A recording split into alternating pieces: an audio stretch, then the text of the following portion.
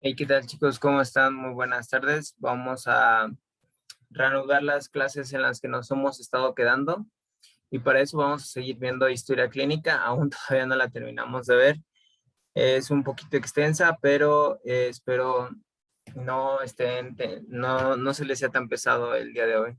Bueno, vamos a empezar y vamos a hacer un pequeño repaso. Habíamos estado viendo que la historia clínica se conforma por unos antecedentes de interés y después de los antecedentes de interés tenemos que observar lo que es pasamos a nuestro examen general ahora, después de haber visto o hecho las preguntas pertinentes para conocer la historia del paciente y vamos con los datos objetivos.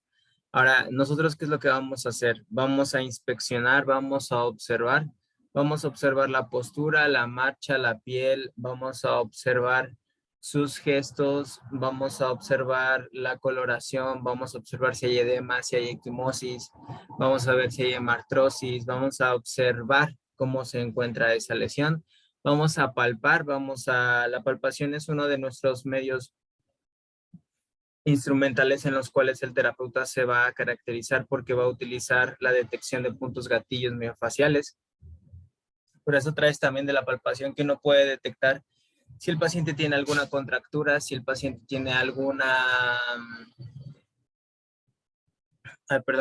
adherencia o si el paciente está cursando por alguna limitación en la articulación. Así que todo esto es a través de la palpación. Podemos utilizar magnitudes instrumentales o medios instrumentales como el ergoniómetro, como la cinta métrica, la plomada, el espejo, el dinamómetro, plataformas de equilibrio, espirómetro, ecógrafo, etcétera. Todo esto dependiendo de su quehacer fisioterapéutico. Ya todo esto va a depender de qué tan grande quieran hacerlo, la exploración o la valoración. Sobre todo en el apartado de medidas físicas, yo lo que les recomendaría es que en algún momento se pudieran comprar un dinamómetro, ya que estos dinamómetros podemos utilizarlos como una fuerza de valoración objetiva de la fuerza, perdón. Es decir, nosotros podemos medir objetivamente más la fuerza que tiene ese paciente o la capacidad de agarre que está teniendo el paciente al dinamómetro y es una mejor manera para valorarla. Este, el goniómetro, pues ni se diga, sobre todo si tienes algún paciente que es muy, digamos, especial en el sentido de que ya le han hecho a él algunas otras pruebas terapéuticas, el goniómetro te puede llegar a dar un plus o en su defecto puede ayudarte a hacer el antes y el después de tu tratamiento, es decir, le mides antes a tu paciente los rangos de movimientos a los cuales tiene antes de tu terapia y después lo mides, ¿no? Entonces, esa es una manera.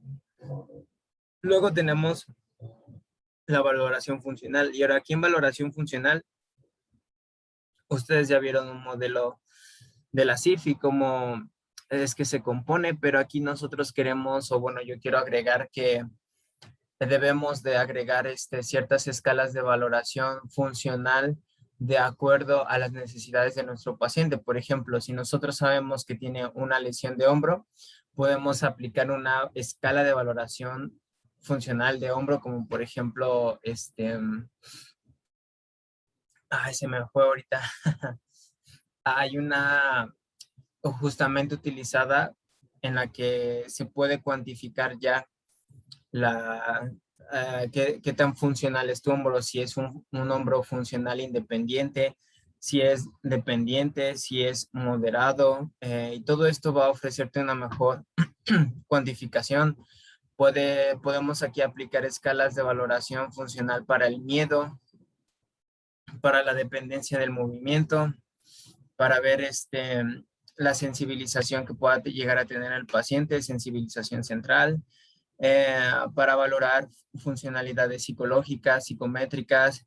Podemos meter aquí un montón de cosas que la verdad es que son muy útiles, siempre serán muy útiles.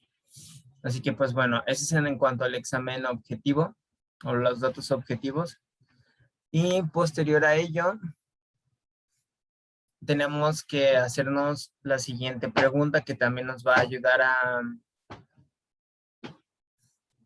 ¿cómo se llama? Nos va a ayudar a ahondar más en la historia clínica y es, ¿por qué las personas se lesionan? ¿Por qué las personas se lesionan? Y en el mundo de la fisioterapia traumatológica y ortopédica, por lo general, las lesiones son multifactoriales, a pesar de que sea una fractura, a pesar de que sea alguna situación de estrés repetitivo. Por lo general, la mayoría de las lesiones son multifactoriales. Claro que hay causas, por ejemplo, hay lesiones que son de una sola causa y está clarísimo, pero hay que entender este aspecto. Cuando una persona te diga por qué me lesioné y no sepas cuál es la causa, eh, digamos, directa, por ejemplo, que el paciente te diga es que no me he caído ni he estado, ¿cómo se llama? Ni he estado haciendo la gran cosa. Posiblemente la causa esté dentro de ellas, dentro de estas que vamos a ver, que son, puede ser la técnica, puede ser el volumen, puede ser los picos de volumen, puede ser la preparación, puede ser su historial de lesiones, su recuperación, su nutrición, su sueño, su estrés, su psicología y fisiología. Si no entendemos realmente cómo las lesiones ocurren, ¿cómo podemos siquiera imaginarlas, prevenirlas? Entonces, nuestros pacientes, esto pueden pensar lo que se da más en un aspecto deportivo y de hecho sí tiene una, digamos, la idea de que ustedes tienen que estar checándolo más en el ambiente deportivo.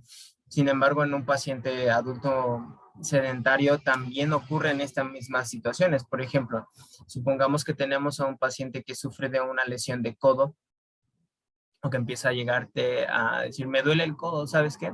Me empezó a doler el codo hace 2 días o hace 3 días.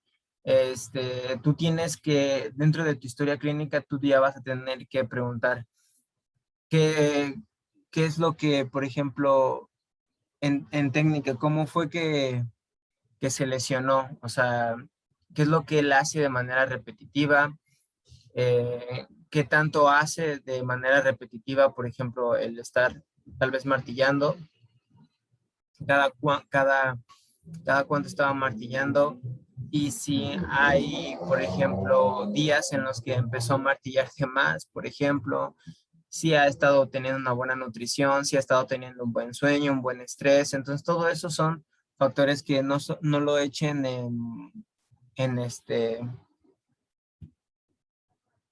en bolsa rota, en bolsa rota, perdonen, no lo echen en saco roto para que puedan ustedes estar siempre estando al pendiente de lo que pudiera llegar a pasar con sus pacientes.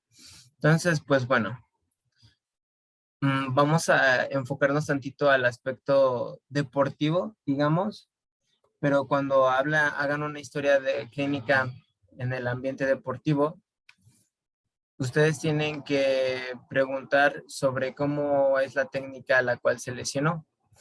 Por ejemplo, si el paciente te dice, ¿sabes qué? Me empezó a doler la espalda y es una persona de 35 años de edad que ha estado haciendo CrossFit en los últimos años, tú tienes que preguntarle cuál es la técnica que usa para la sentadilla, cuál es la técnica que utiliza para el snatch, cuál es la técnica que utiliza para cualquier cosa. ¿Por qué? Porque la técnica va a determinar el estrés a la cual es sometido el cuerpo. Demasiado estrés sobre una zona va a ocurrir una lesión, independientemente de una técnica perfecta. Por ejemplo, el paciente te dice, es que yo tengo una técnica perfecta de sentadilla frontal. Excelente, pero a pesar de que tiene una técnica perfecta, solamente hace técnica de sentadilla frontal. Entonces, al no haber una variabilidad en su movimiento, es decir, en lugar de sentadilla frontal, que haga una sentadilla con barra alta o una sentadilla con barra baja, En lugar de estar variando la técnica, lo único que hace es estar sentadilla frontal. Y esto está colocando mucho estrés sobre hombros, sobre caderas, sobre rodillas o sobre tobillos y no le da variabilidad. Entonces, esta falta de variabilidad provoca que a pesar de tener una técnica correcta con la sentadilla, se llegue a lesionar la espalda, la rodilla, el hombro, lo que ustedes quieran. Entonces, ya con esto, nosotros debemos que saber que los pacientes deben de estar alternando entre diferentes técnicas, ya sea en cualquier cosa, diferentes técnicas, ya sea el salto, ya sea cambios de dirección, ya sea sentadillas, desplantes, eh, levantamiento de peso con barra libre, en fin. O sea, tienes que estar variando. Ah, y esto es un poquito más de lo mismo. Tenemos que estar variando la técnica porque hay ciertas cosas que te van a ayudar a una predisposición ¿cómo se llama? De una situación de una lesión. Adaptación. El cuerpo puede crear tolerancia a ciertas posiciones con el entrenamiento. Es decir, que, por ejemplo, el cuerpo puede adaptarse muy bien a ciertas posiciones, independientemente de que se haga una mala técnica. Por ejemplo, hay videos en los que se alcanza a observar como una chica está haciendo una sentadilla frontal y al momento de hacer el ascenso, en lugar de subir con piernas, con rodillas perfectamente alineadas, sube con valgo de rodilla, lo cual eso es algo anormal. Pero en su caso se ha visto que si no hace ese valgo de rodilla, no puede levantar o no puede levantar el peso. Entonces en ella ya se crea una adaptación, que es lo más correcto. Tal vez no es lo más correcto, pero puede llegarse a dar el caso. Y es posible porque mucha gente puede tener durante toda su vida muy mala técnica al momento de realizar peso muerto, sentadillas, desplantes y nunca haber sufrido una lesión porque el cuerpo se llega a adaptar. Ya después, en su momento, estaremos viendo qué es el pestañeo glúteo, qué es la rodilla sin valgo, o bueno, eso ya lo saben, pero qué es el pestañeo glúteo también será importante llegar a verlo. También la técnica es importante, de nuevo, volverla a checar porque puede generar una interdependencia regional. Es decir, permítame tantito, aquí está. Aquí ustedes están viendo a una persona que está haciendo una sentadilla con barra, con un levantamiento de hombro. ¿Y a qué se refiere esto de interdependencia regional? Se refiere a que el hombro, para alcanzar una flexión máxima, requiere de la extensión de la espina torácica y para que la espina torácica alcance una muy buena extensión, va a depender también de lo que son las caderas, del movimiento de las rodillas y del movimiento de los tobillos. Interdependencia regional hace referencia a esta conexión que hay entre otras articulaciones o hay que seguir la cadena cinética. Así que, por ejemplo, puedes tener una muy buena técnica, pero tal vez en este caso, como vemos en la imagen, el paciente empieza a manifestar mucha molestia en el hombro, pero porque no hay mucha extensión de tórax. O en su defecto puede empezar a manifestar mucha molestias en rodilla, pero porque el problema se encuentra en tobillo. Así que cuando nosotros estemos valorando a nuestros pacientes, tenemos que checar esta interdependencia regional. O es decir, estar pensando no solamente en la lesión regional, sino digamos, a lo lejos, por ejemplo. Si tiene un dolor de hombro, hay que estar pensando, por ejemplo, en codo, en muñeca, hay que estar pensando en espina torácica. No solamente nos basemos en la zona donde duele. Muy bien. Y ahora, ¿por qué otra cosa también nos llegamos a lesionar? Por el volumen total. Mientras más una persona se encuentre a más horas expuestas a cierto movimiento, mayor será el riesgo de lesión. Por ejemplo, esta Hani que practica el voleibol, lo que hace al estar expuesta durante unas 2, 3, 4 horas a la semana, bueno, perdón, al día de voleibol, estando brincando y saltando, todo esto la hace más propensa a un mayor riesgo de lesión, sobre todo en las rodillas. Pero ese es el volumen total, porque a lo que hace referencia es qué tanto tiempo estás pasando en esa actividad física. Y en el caso también, eso es muy fácil de determinar en los deportistas, pero tal vez en un paciente que no es atleta, igual el volumen total es importante.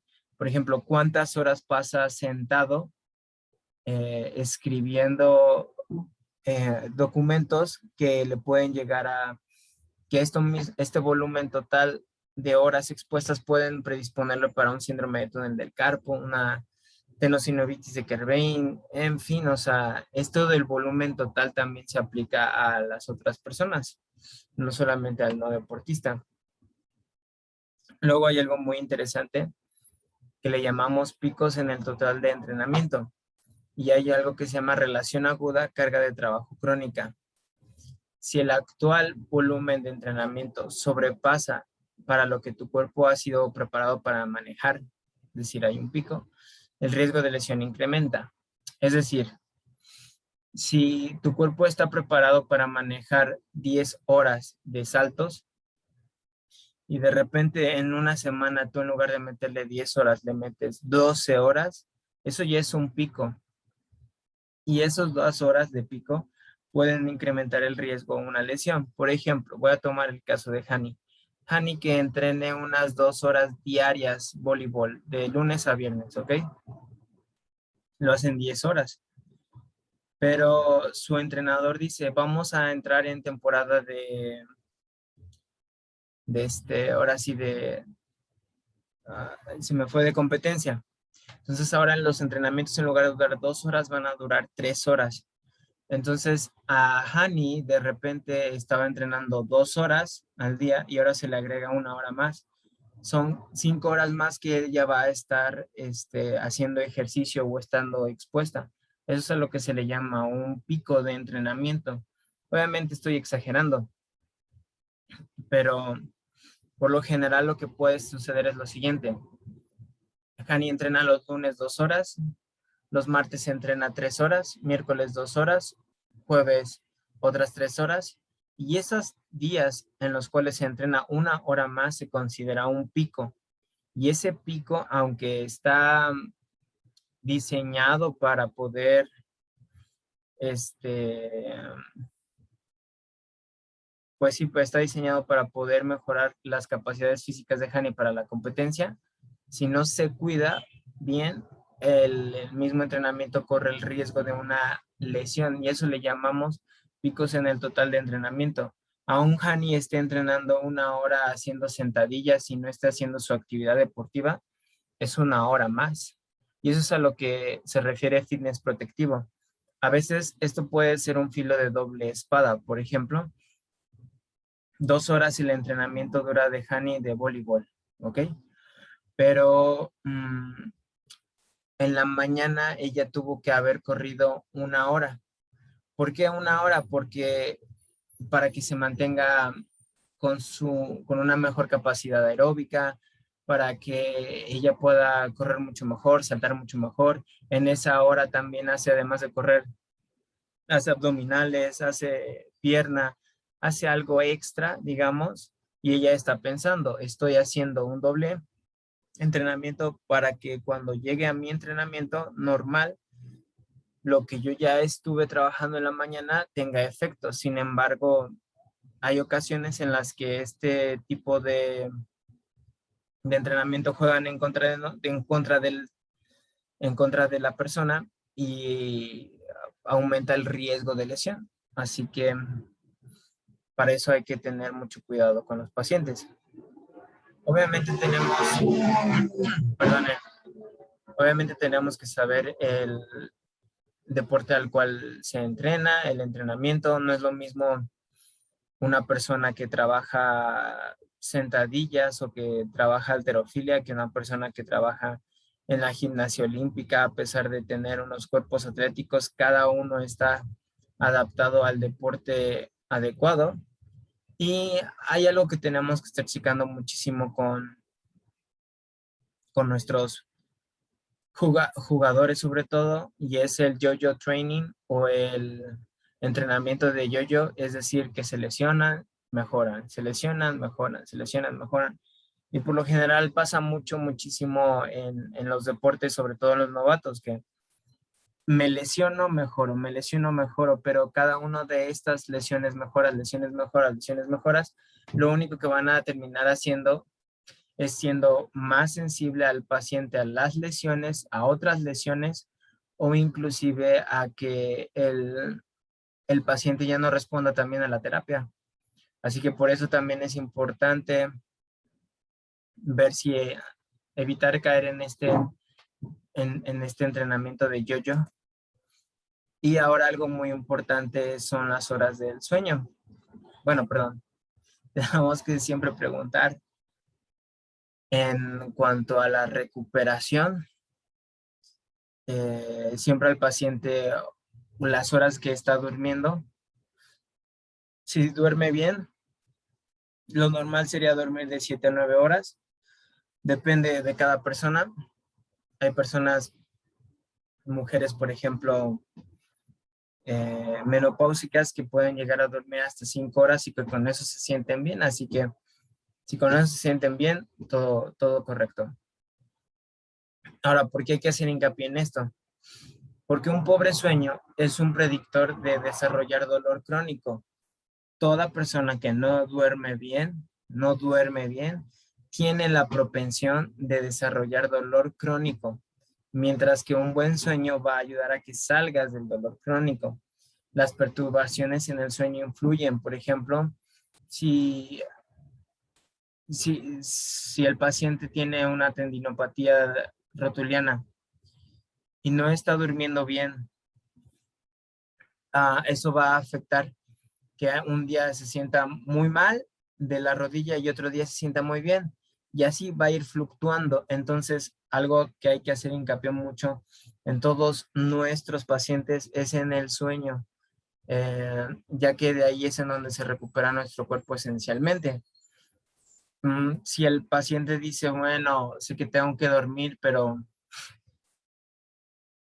no se siente muy animado, puedes presentarles estas razones por las cuales casi que el sueño es una pastillita mágica, porque reduce el dolor, mejora la función física en general, reduce el riesgo de padecer problemas médicos como hipertensión, diabetes, mejora la sintomatología de la depresión y de la ansiedad, mejora la participación en actividades sociales, trabajo, desempeño. Y algo que me gusta mucho es que el sueño mejora cognitivamente el desempeño. Así que qué mejor que poder dormir. Si el paciente dice, ok, pero ¿qué me recomiendas para dormir? Puedes darle estos 10 hábitos. Primero, que duerma en un lugar oscuro, tranquilo, quieto. De preferencia que sea una hora, que antes de irse a dormir, una hora antes, fuera dispositivos electrónicos. Que la cama solamente se use para dormir. Es muy difícil, pero que la cama solo se use para dormir, no para ver la tele, no para estar chateando, no para leer, sino solamente para dormir.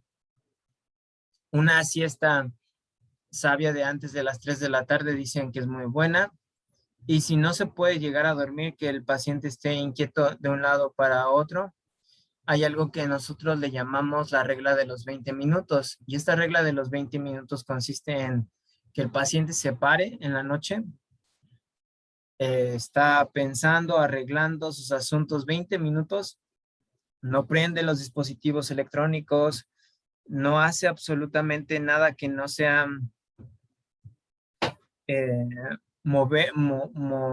si no hace nada que no sea estar pensando en lo que le esté impidiendo dormir, y ya después de 20 minutos se vuelve a dormir.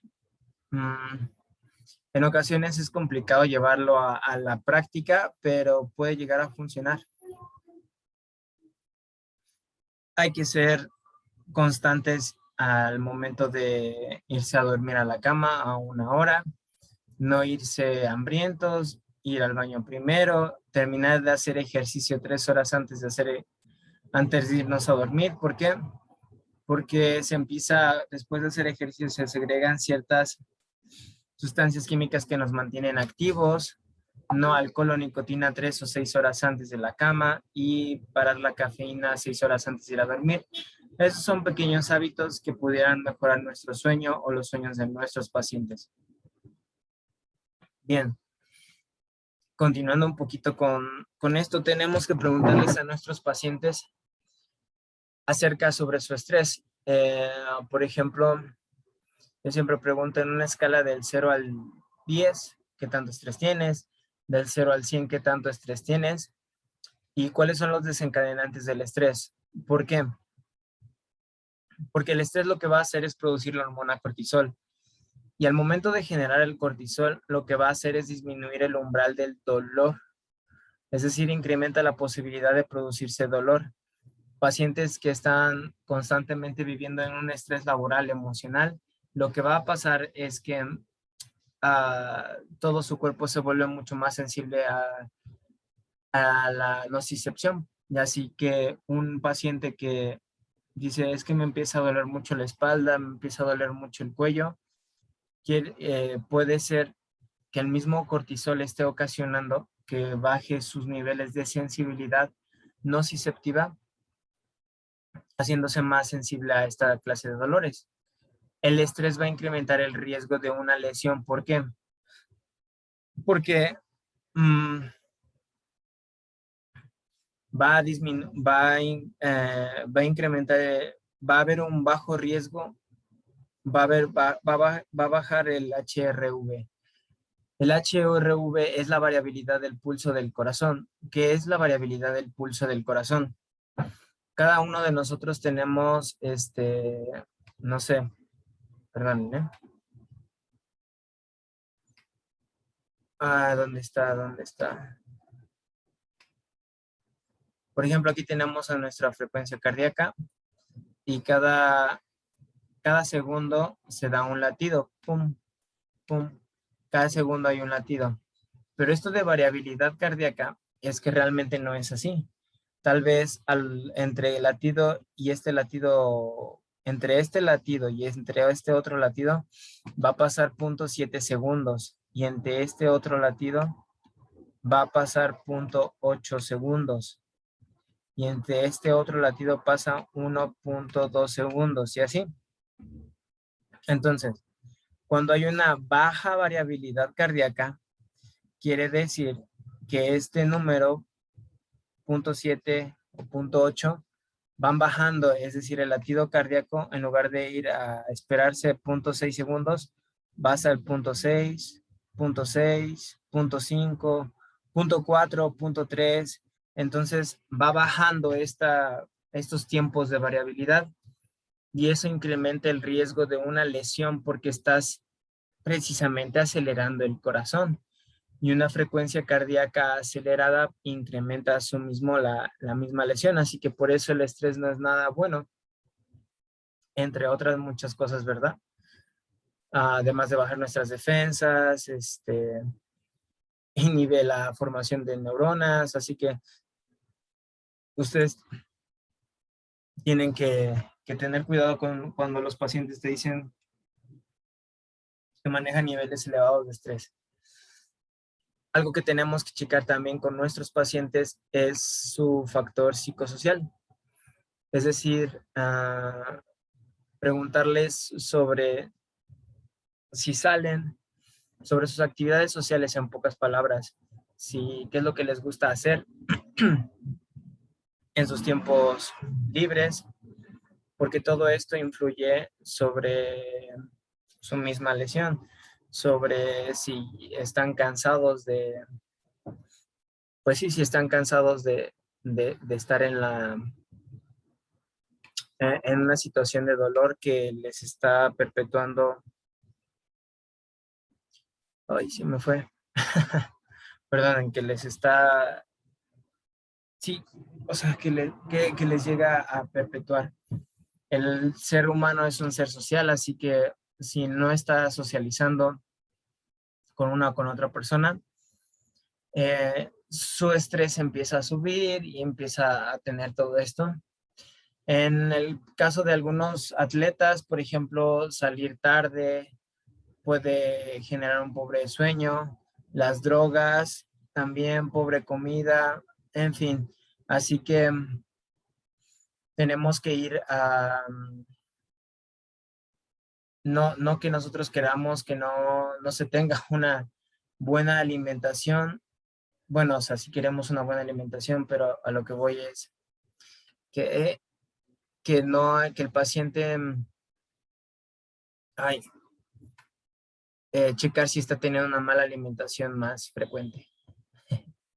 Ahora, también tenemos que preguntar, o bueno, esto más que preguntar, nosotros nos tenemos que ir dando cuenta si el paciente está yendo directamente muy fuerte a los entrenamientos, si va más allá de lo prescrito o su objetivo principal es vencer a otros. Por ejemplo, esto sobre todo lo van a ver en el aspecto deportivo y no tanto tal vez en un aspecto del adulto normal, digamos, sedentario. Ustedes se van a ir dando cuenta cómo el paciente deportista necesita, si es muy bueno en el deporte que él hace, él puede ir inclusive mucho más fuerte en los entrenamientos con tal de que nadie más le gane, porque él es el primero, porque él es el segundo, porque él es el tercero, etcétera. Siempre va a querer mejorar, entonces esto puede llegar a lesionarlo. También si tiene un esguince o alguna lesión ya hecha, puede ser que diga, es que lo que me dijo el terapeuta es muy poquito ejercicio lo que hay que hacer, así que yo voy más allá. También ir más allá de lo prescrito es un factor para que se vuelva otra vez a lesionar ese paciente y vencer a otros como objetivo principal. Es decir, yo quiero ser mucho más rápido, yo quiero ser mejor anotador, yo quiero ser mejor saltador, mejor cambio de dirección, en fin. También tenemos que sobreesforzarse a través de una lesión, ya lo dije. Continuar el entrenamiento sin modificación también es algo no muy bueno. Competencias locales pese al dolor, que el paciente dice, ¿sabes qué? Yo me voy a ir a tal competencia, aún pese a este dolor de rodilla, pese a este dolor de codo, pese a este dolor de tal, y no permitir que otros te dejen, que ganen en el gimnasio, ¿no? Esto de decir, ¿sabes qué? Yo ya levantaba 30 y tantos kilos en barra y ahora por esta lesión voy a tener que bajar a 25, no voy a permitir eso, así que empiezan otra vez a levantar fuerte, pero también puede suceder todo lo contrario. Puede suceder que no se muevan lo suficiente, que el paciente diga, me acabo de lesionar y tiene mucho miedo a moverse.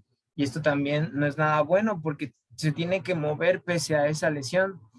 Tal vez no tanto como otras veces, pero sí puede llegar a pasar que el paciente diga, me, si me muevo o si me pones los ejercicios que tú me vas a poner, tal vez me voy a lesionar más, así que eso no es nada bueno.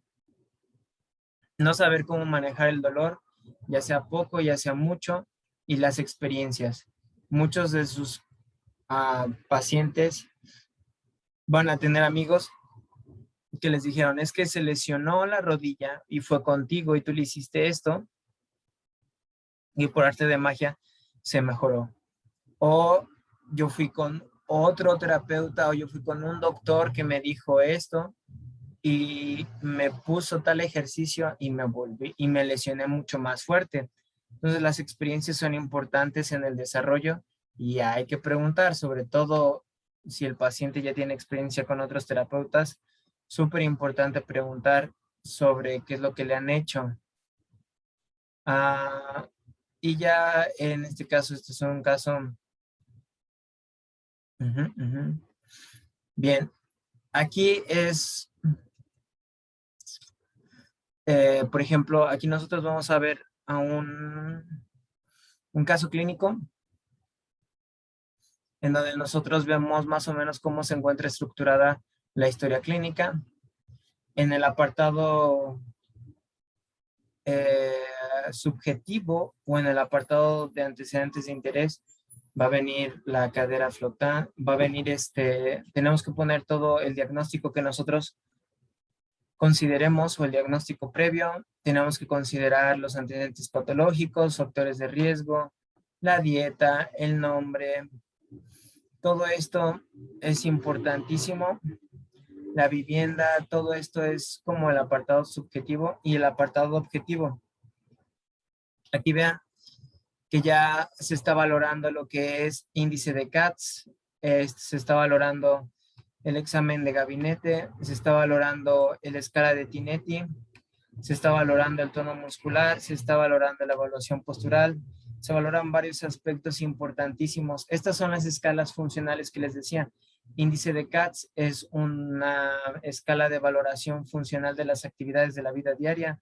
Escala de Tinetti es una escala del equilibrio para pacientes adultos mayores, adulto. Escala de Ashworth para el tono muscular, no sé si lo recuerdan. En fin, entonces todo esto es algo que se tiene que hacer.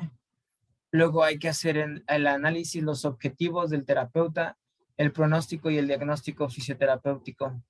El diagnóstico fisioterapéutico, como ya lo vieron en el modelo SIF, es algo un poco complicado, pero a su vez interesante. El plan de tratamiento que hay que seguir. Y ya para terminar, hay 3 cosas para tomar una buena historia clínica y una de ellas es escuchar bien, resumir bien y número 3, hay que hacer esto, ICE. Cuando hablamos de escuchar bien, estamos hablando de que obviamente necesitamos escucharlos y no interrumpir al paciente cuando está hablando. Hay muchos pacientes que, que tú estás escribiendo la historia clínica y tú quieres interrumpirlos porque quieres anotar lo que ellos dijeron, pero no tiene que ser así. Tú tienes que escuchar bien y si tienes dudas después de haber escuchado bien, ahí es en donde entra la otra parte de summarize o resume. A ver, lo que tú tienes que hacerle es decirle, le estoy entendiendo bien, usted se lesionó tal día, tiene este dolor, eh, le pasó esto y esto y esto y esto, estoy entendiéndolo bien. Eso es el resumir lo que ya te había dicho el paciente previamente. Y no algo que tenemos que, perdón, saber muchísimo es las ideas que tiene el paciente, las preocupaciones que tiene el paciente y las expectativas. Si no tratas estos 3, de nada va a servir. Por ejemplo, ¿cuál es la idea? ¿Cuál es la idea de que venga con el terapeuta? ¿Viene a qué? ¿Viene por un masaje? ¿Viene por punción seca? ¿Por electroterapia? ¿Cuál es la preocupación del paciente? Que ya no vuelva a caminar y que le dijo el doctor que tenía una escoliosis marca pato, marca diablo, perdón, y que ya no va su dolor ya no va a volver a ceder. ¿Cuál es la expectativa? Ok, viene con esta escoliosis marca diablo y él espera que tú se la quites por completo, o sea, es decir, él espera que hagas una corrección de esa escoliosis, que en lugar de estar así, que con tu maniobra manual empiece a estar así. Esas son importantes ideas que tienes que preguntar a tu paciente. Esas son tres elementos importantísimos. Tal vez no se los vayas a preguntar de manera directa, por ejemplo, pero sí que vayas identificándolos Inclusive, bueno, eso sí, la tercera parte de expectativas, pregúntaselo de manera directa. ¿Qué es lo que usted espera de mí? ¿Cuál es su preocupación? ¿Qué es lo que usted espera de mí? Y eso es algo muy importante. Ahora, ya después vamos a ver un poquito sobre los test y vamos a hablar sobre esto. Pero como dato anecdótico, como una anécdota más bien, ¿qué es lo que ustedes están esperando de un buen terapeuta? ¿Por qué les hago esta pregunta?